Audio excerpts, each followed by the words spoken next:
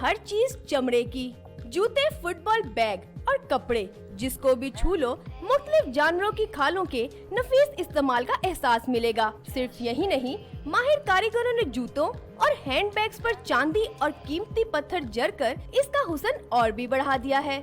बहुत अच्छा काम हुआ है, बहुत अच्छा। इस चीज़ को मैं बहुत अप्रिशिएट करता हूँ पाकिस्तान गवर्नमेंट को भी, कि जिन्होंने इस तरह का जो इवेंट वगैरह है वो प्रोवाइड करते हैं।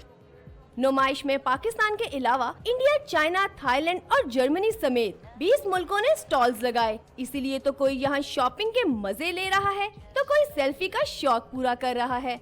चाइना से काफ़ी स्टॉल्स हैं, उसमें सिंथेटिक का रेक्सिन्स, लेदर हमें बहुत ज़्यादा बेसिकली हमारे लिए एक आसानी है कि हमें प्रोवाइड हो जाता है इधर पाकिस्तान में। इंडिया से हूँ और ये सब हैंडमेड वगैरह, ये सारी चीज़ें, सोल वगैरह जो जूते में लगते हैं, तो ये एक दूसरे से पता होती है कि कौन बना रहा है, कैसे बना रहा है, कहाँ मिलेंगे।